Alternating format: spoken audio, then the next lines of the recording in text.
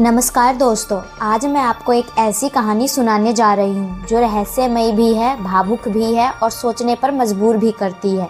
हमारे समाज में अक्सर यह कहा जाता है कि जब किसी इंसान की मृत्यु हो जाती है तो उसकी आत्मा 12 दिन तक अपने घर के आसपास रहती है। लेकिन ऐसा क्यों माना जाता है? इसी विश्वास को समझने के लिए यह कहानी है।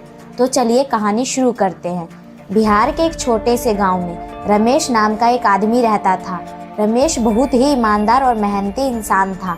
उसका एक छोटा सा परिवार था। उसकी पत्नी सीता और 2 प्यारे बच्चे थे। रमेश अपने परिवार से बहुत प्यार करता था और उनकी खुशियों के लिए दिन रात मेहनत करता था। एक दिन अचानक रमेश को तेज बुखार हो गया। पहले तो सबको लगा कि यह सामान्य बुखार है और कुछ दिनों में ठीक हो जाएगा। गांव के डॉक्टर ने दवा भी दी, लेकिन रमेश की तबीयत दिन ब दिन बिगड़ती चली गई। परिवार वाले उसे शहर के अस्पताल ले गए। डॉक्टरों ने पूरी कोशिश की, लेकिन किस्मत को कुछ और ही मंजूर था। कुछ घंटों के बाद डॉक्टर बाहर आए और उन्होंने धीरे से कहा, हमें बहुत अफसोस है, हम रमेश को बचा नहीं पाए। यह सुनते ही सीता के पैरों तले जमीन खिसक गई। बच्चे जोर जोर से रोने लगे।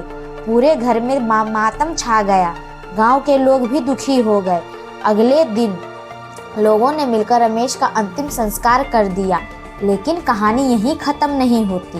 कहानी के अनुसार जब रमेश का शरीर अग्नि को समर्पित कर दिया गया, तब उसकी आत्मा अपने घर लौट आई। उसे समझ नहीं आ रहा था कि उसके साथ क्या हो गया है। उसे लगा रहा था कि वह अभी भी जिंदा है। उस रात घर में अजीब सी शांति थी। सब लोग दुख में डूबे हुए थे। सीता अपने कमरे में बैठी रो रही थी। तभी उसे ऐसा लगा जैसे किसी ने धीरे से उसका नाम लिया, सीता। वह अचानक पीछे मुड़ी, लेकिन वहाँ कोई नहीं था। दरअसल कहानी के अनुसार वह रमेश की आत्मा थी। कहा जाता है कि जब किसी व्यक्ति की मृत्यु हो जाती है तो उसकी आत्मा तुरंत यह स्वीकार नहीं कर पाती कि उसने शरीर छोड़ दिया है। उसे लगता है कि वह अभी भी अपने परिवार के साथ है, इसीलिए कुछ समय तक अपने घर और अपने के पास रहती है। रमेश के आत्मा भी घर के हर कोने में घूम रही थी। वह अपने बच्चों को रोते हुए देख रहा था।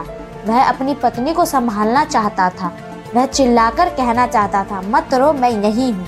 लेकिन उसकी आवाज़ किसी तक पहुँच नहीं पा रही थी। दिन बीतने लगे। पहला दिन, दूसरा दिन, तीसरा दिन।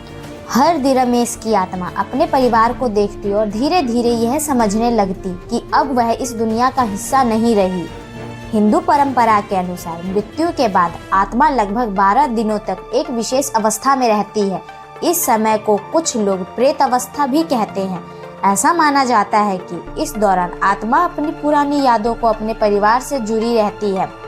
इसी कारण घर वाले भी 12 दिनों तक कई धार्मिक कर्म करते हैं। वे दीपक जलाते हैं, प्रार्थना करते हैं और आत्मा की शांति के लिए पूजा पाठ करते हैं। जैसे जैसे दिन गुजर रहे थे, रमेश की आत्मा को धीरे धीरे शांति मिलने लगी। वह अपने बच्चों को खेलते हुए देखने लगा। उसने देखा कि सीता धीरे धीरे खुद को संभालने की कोशिश कर रही है।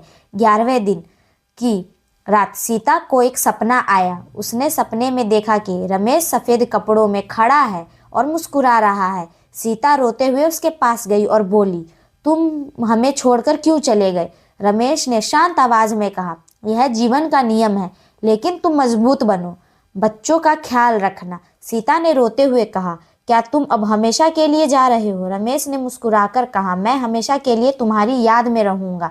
इतना कहकर वह धीरे धीरे दूर चला गया। अगली सुबह सीता की आंख खुली। उसके मन में एक अजीब शांति थी। उस दिन 12वां दिन था। घर में पंडित जी आए और सभी लोगों ने मिलकर पूजा की। सबने रमेश की आत्मा की शांति के लिए प्रार्थना की। कहानी के अनुसार इसी दिन आत्मा अपने परिवार को अंतिम बार आशीर्वाद देकर अपने अगले सफर पर निकल जाती है। उस रात के बाद घर में फिर कभी वैसी अजीब घटनाएं नहीं हुई। जैसे रमेश की आत्मा अब सच में आगे बढ़ चुकी है। दोस्तों, यह मान्यता पर आधारित कहानी है। बहुत से लोग मानते हैं कि मृत्यु के बाद आत्मा कुछ समय तक अपने के पास रहती है, ताकि वह अपने प्रियजनों को अंतिम विदाई दे सके। चाहे कोई इस पर विश्वास करे या ना करे, लेकिन इस कहानी से हमें महत्वपूर्ण सीख मिलती है। जीवन बहुत छोटा है, इसलिए जब तक हम जिंदा हैं अपने परिवार से प्यार करें, उनके साथ समय बिताएं और उन्हीं की कदर करें, क्योंकि जब समय बीत जाता है तो हमारे पास सिर्फ यादें रह जाती हैं। अगर आपको यह कहानी पसंद आई हो तो इसे अपने दोस्तों के साथ ज़रूर शेयर करें। फिर मिलेंगे एक और दिलचस्प रहस्यमय कहानी के साथ। तब तक के लिए वीडियो को लाइक करना ना भूलें और चैनल को सब्सक्राइब ज़रूर करें। धन्यवाद।